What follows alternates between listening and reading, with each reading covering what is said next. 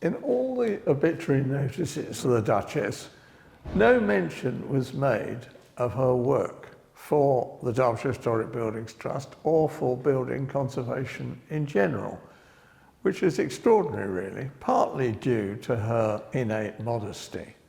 But that also applied to a number of heroic figures in the conservation movement since the 1960s.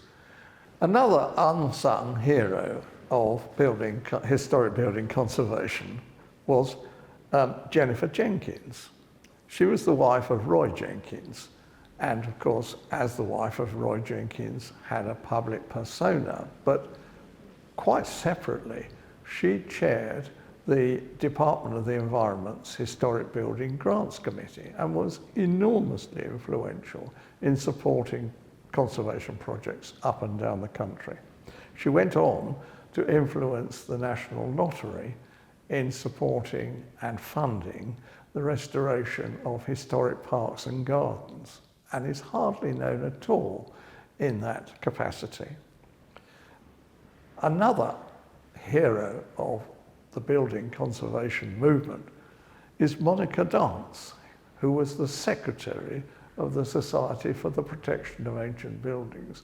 She was a formidable woman who, by sheer force of personality, could get things done when no one else could. And this was a characteristic of this tribe of ladies who influenced historic building conservation in the 60s, the 70s, and the 80s. Another was Bella Harrod, who was a great supporter of the historic church movement, and she operated from her home in Holt in Norfolk, but her influence was countrywide.